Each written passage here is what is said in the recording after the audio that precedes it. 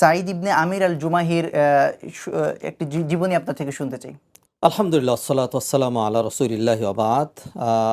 যে সকল সাহাবা একরাম তাদের জীবন এবং ইসলাম গ্রহণ ঐতিহাসিক প্রেক্ষাপটের সাথে জড়িত, এমন একজন গৌরবান্বিত জীবনের অধিকারী সাহাবীর নাম হলো সাঈদ ইবনে আমির আল জুমাহি। তার ইসলাম গ্রহণটা আল্লাহ সুবহানাহু ওয়া তাআলা মনে হয় যেন জোর করে তার কলবের ভিতরে ঢুকিয়ে দিয়েছেন। তিনি এমন এক ঘটনা থেকে ইসলামের দিকে অনুপ্রাণিত হন, যেই ধরনের ঘটনা থেকে মানুষ দূরে সরে যায়।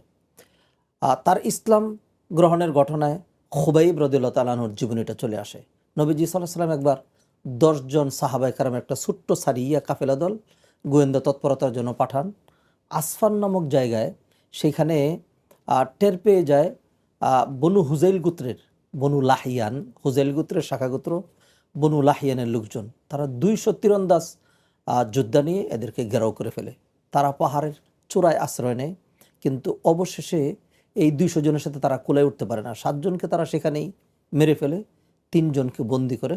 এই বন্দীদের একজন ছিল খুবাইব রাদিয়াল্লাহু তাআলা আনহু, এবং কারণটি ছিল খুবাইব রাদিয়াল্লাহু তাআলা আনহু বদরের যুদ্ধে তিনি বনুল হারেসের যে পিতা হারিস ইবনে আমির, তাকে তিনি হত্যা করেছিলেন।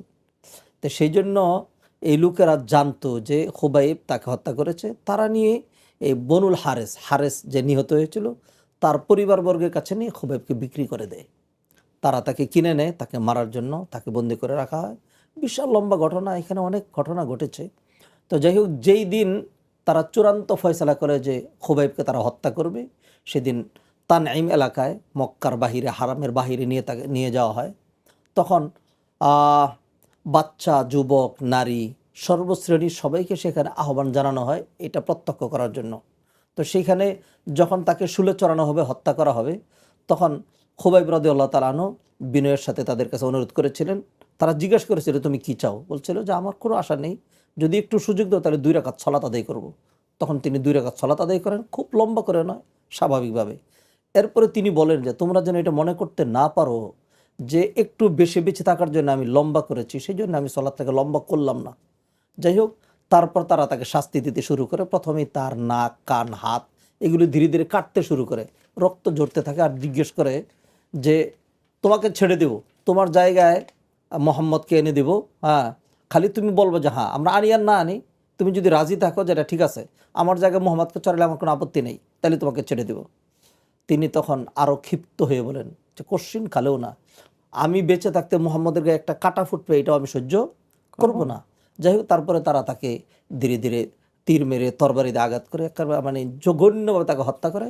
তখন তিনি শুধু এটা বলেছিলেন, ওয়ালাস্তু উবালি হিনা উকতালু মুসলিমান আলা আইয়ি শাক্কিন কানা লিল্লাহি মাসরা, যেভাবে আমাকে মারো না কেন কোনো অসুবিধা নেই, আল্লাহর নামে মারা যাচ্ছি।